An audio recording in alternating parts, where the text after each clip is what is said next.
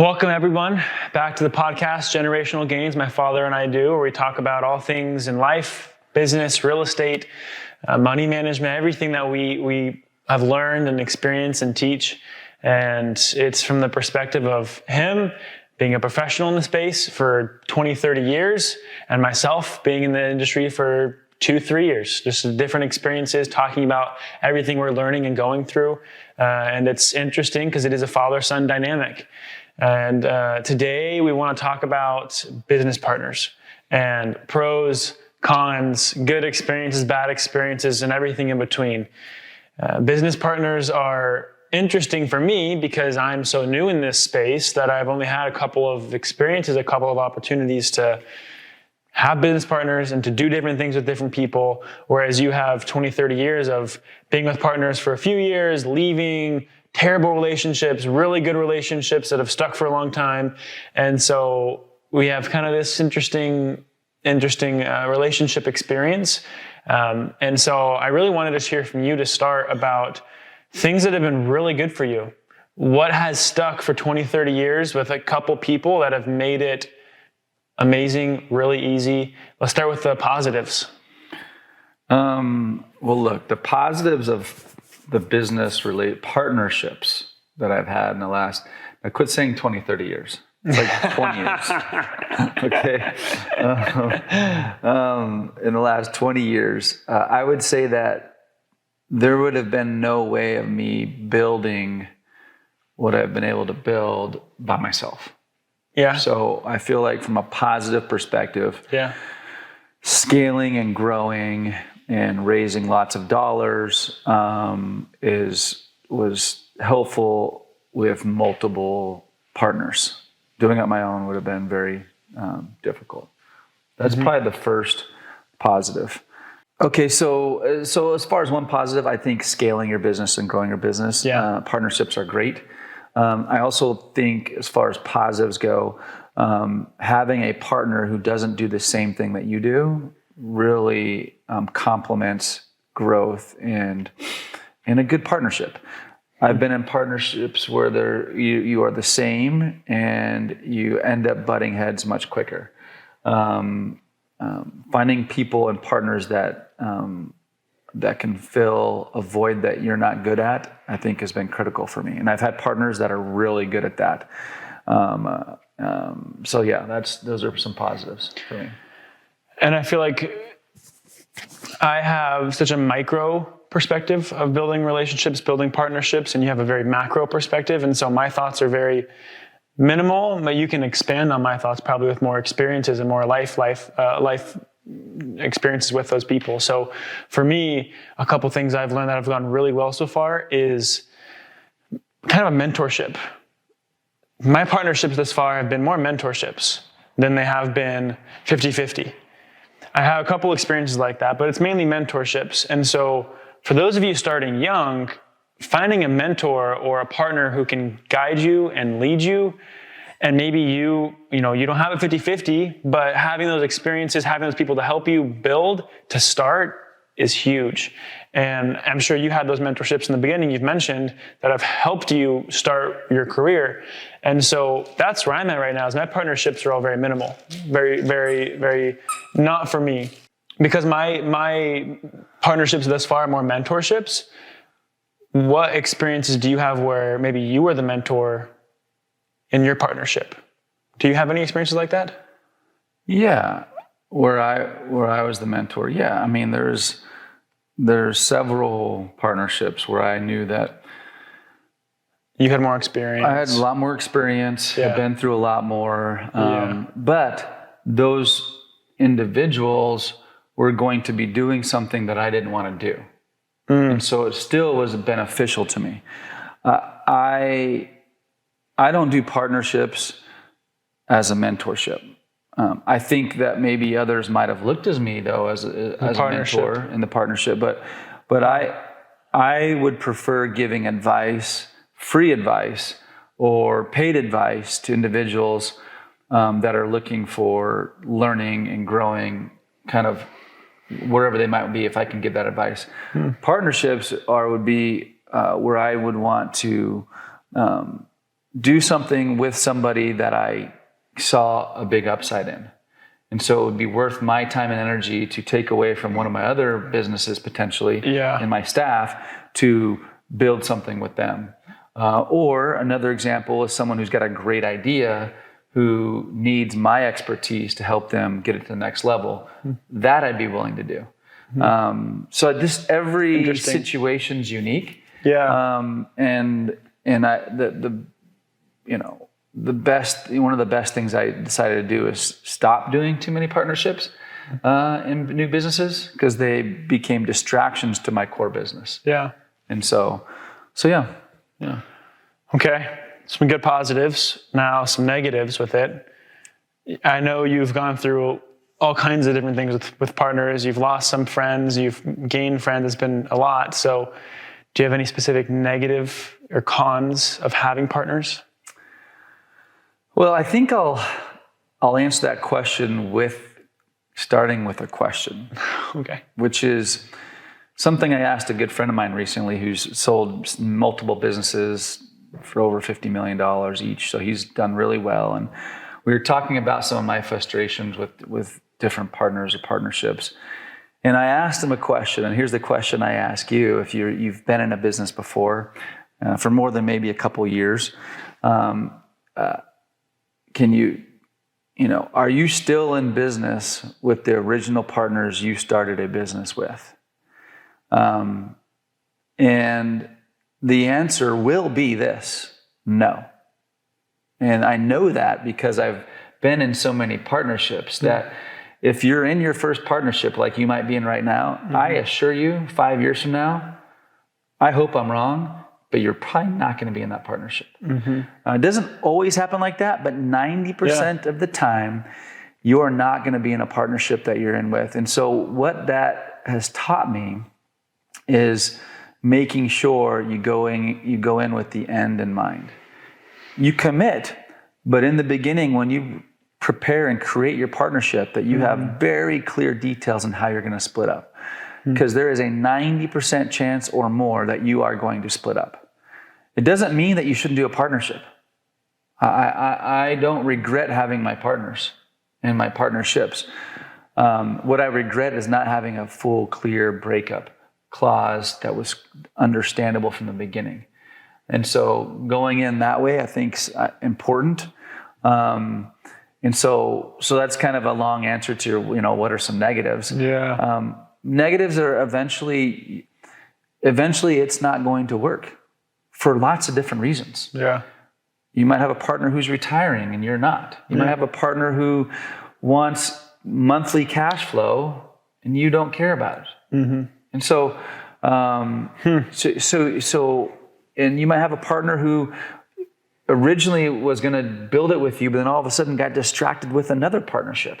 So they start putting their energy somewhere else where you don't get compensated. So then you're like, what the F? I thought we were building this real estate business and you're building a social media platform. And I'm not even part of it.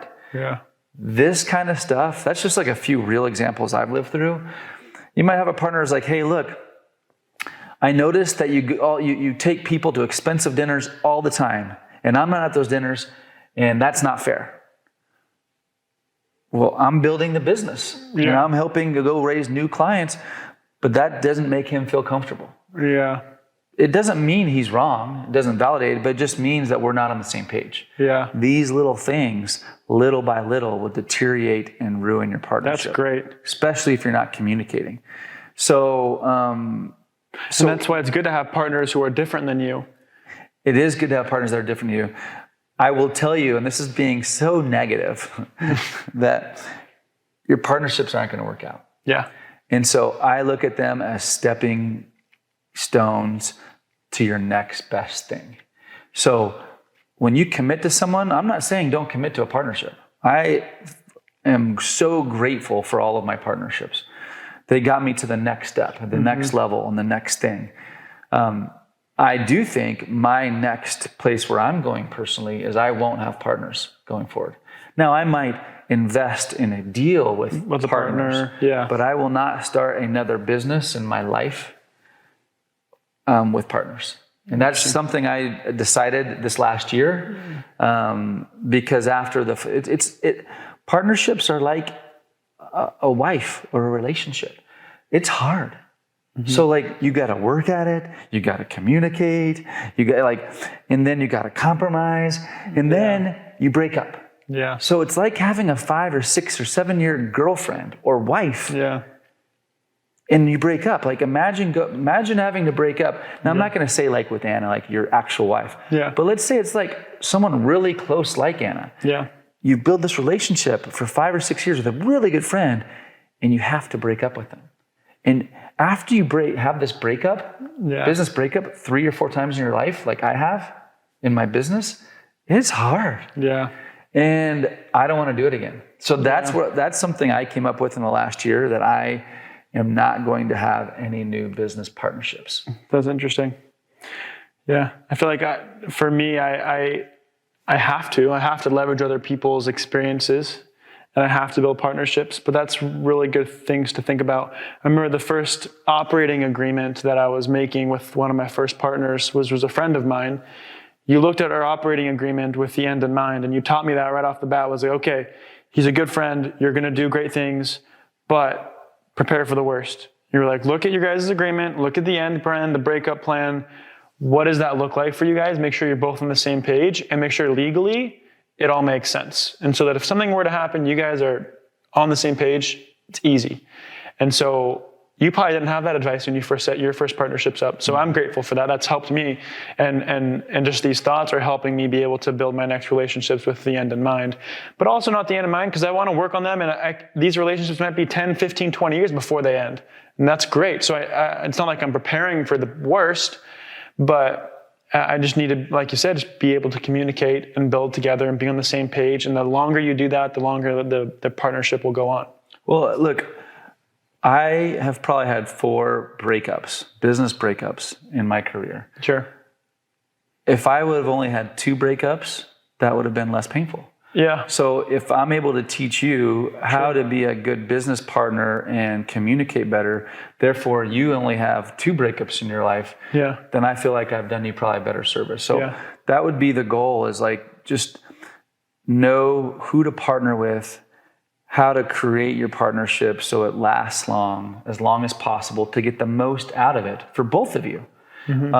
So the next step you go to, which will be a new partnership, it'll be someone bigger and better than me. Like you're gonna partner with, bigger people than I ever probably did. You're going to have such great opportunities, and they're going to come to you. Yeah. And so I mean, I'm excited for you to see who you partner with and how you're able to scale it together with them, and and you'll have your own journey. It'll be good. Yeah. It's also kind of scary to think about. You're building years worth of, hopefully, a business. You're scaling things. You're doing everything with them. Your family depends on that. Being an entrepreneur is kind of hard. And I was thinking about that this week too, of like, it's just so much work to be focusing, trying to improve every single day on everything. And I almost think sometimes like it would just be easier to just have a 9-to-5 job and not worry about anything. Just have an easy work life. Yeah, I've thought. Not that it's easy, but then I come back to reality. I'm like, okay, but that's not who I am. That's not what I want. I want to be building things. I love creating things. I want to do that. But sometimes it's hard. And that's just part of being in this entrepreneurship world. And partners are a huge aspect of that. And it's, if you don't have the right partners, it's going to be hard. And so it's just something for me to focus on. And for those of you guys listening, like, you can take it from me and from him. If you're in a similar situation as me, we need to be growing and building relationships, building partnerships, and taking his advice for everything we're doing. And so that's the point of this whole podcast, is to teach what our experiences are and how you guys can take it and make it your own.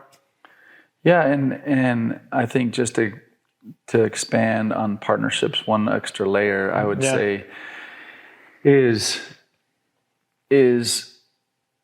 only, try to limit the businesses that you are part of.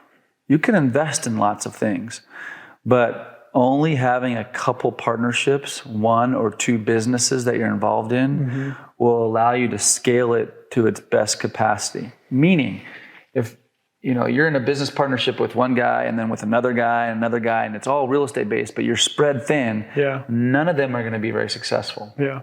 Focus on 1 or 2 businesses at the most. Yeah. You can invest in 5 or 6 things, but running a business is a full-time job. Yeah, I've been juggling that this year, trying to do a few different things, and I feel like my time gets pulled to one thing for a month and then back to the other thing for a month, and it goes all over the place. And not like I have a ton of things going on, but there's just 2 or 3 things I'm working on. And so having partners in each of those places, for me, has actually helped me when I have stressful times and less time, because I can depend on them to help me do all of those things, and they can help me. And so that's actually been really helpful for me with my partnerships, is having others to depend on and help me when I'm trying to grow all these different things. And I think that's one of the best benefits. I've got a partner who is just really good at problem solving, talking to attorneys, talking to difficult people. I don't like that. And he's really good at that. And that is definitely one positive thing that I don't have to deal with, because he's good at it. He's not good at talking to investors, communicating to them, and raising dollars that we used to do. Now we're not raising as much any dollars anymore, but managing our kind of investments. Yeah. So there's so many pros and cons of partners. And I think if you go into it eyes wide open, finding the right partnership, knowing, who kind of fulfills areas that you're weak at, going into it with preparing for the worst, because it's going to happen. Yeah. 9 times or more out of 10. So I think those are all key kind of elements. I have an interesting question for you. I've seen a lot of people start side businesses and their partner is their spouse, and they do a business together. You haven't done that, but have you seen other people do that, and has that been good or bad? What are your thoughts on that? Great question. I haven't done it personally, so I feel like you might get a different opinion, but I have had many friends partner with their wives. And I've never done it purely because I think it's a terrible idea. Can you do it? Yes. I've got some friends that work with their wives and do it quite well. So does it work? Sure. It works 10% of the time. 90% of the time, it does not work. Yeah. And so are you one of those people? Great, maybe. But I'm a big proponent of your spouse doing something that they're passionate about, not necessarily something that supports you or vice versa, or that supports them. So whatever it is, if it's a hobby, if it's a business, if it's whatever, why? Because when you come back together at nights or during the day, you can actually talk about different things rather than the job never leaves you. Anyone who partners with their wives, they come home talking about work. Yeah. They work all day. They come home talking about work. It's hard to escape work. So I feel like I would never recommend it. Or I would say I recommend it for a short time period. I mean, like, you're just starting to build this business. Yeah. You need help for a little bit. You don't want to pay employees. Yeah. And so it gets you off the ground. But then after that, you kind of figure out your own different things. I like that. So that's my recommendation. It works, but I would say only 10% of the time. Who are the best partners then? Who are the best partners? Yeah. Well, I think it's different for everyone, but the best partners are those that bring, like I said, value that you don't have. Yeah. So I also think a great partner is someone who is aligned with the expectations and goals that you have. Again, another example I give is, if I need cash flow, but you're retired and don't need cash flow, that might not be good, because I'm trying to figure out how to get cash flow and you're like not needing that and wanting it. So it might not align our interests. And so how do you find partners that are aligned with your interest? I think some of the best ways to find partners are examples like the boardroom. Being in communities and groups of individuals that are like-minded, that are in the same industry, that are there talking. Like the boardroom I love, I talk about Kent's boardroom. Every quarter, you get to see if the same guys are showing up every quarter after a year or two and having success. Those are the kind of people that I want to work with, because they're not like here today and gone tomorrow. Yeah. You sit in a room with someone, you don't see them again for a year, there's probably a reason. Yeah. So being around someone that you constantly see having success, you're like, man, that guy I hear him, he's trustworthy, he's building something. I want to work with that guy. Yeah. That's how I got involved with Todd Kruger. Like I saw him for a year. I saw him, the way he talked to people, the way he respected, how he worked. He works with his wife. I mean, his wife's a great CPA and good at books. He's not. He's good at finding deals. It works. Yeah. Anyways, it's interesting. That's one way I'd say finding a partner. That's good. All right. So hopefully this partnership conversation, probably for me, it kind of brought back a lot of memories, some good, some bad. I could probably speak half a day on both the positives and the negatives. I've experienced both of them. I today am experiencing both of them as we speak. It's a real thing. This is if you're building a business and have a partner or think about having a partner, you can relate to what we're talking about. If you're new to creating business like Carson is, you haven't had your first breakup yet. And it's going to come. And so it's part of life. So anyways, hopefully this was helpful to you today listening. And let's wrap up. Helpful for me too. I feel like it's a lot of good thoughts to think about for myself and my partnerships. So good. I'm glad. That was good. Hopefully it's helpful.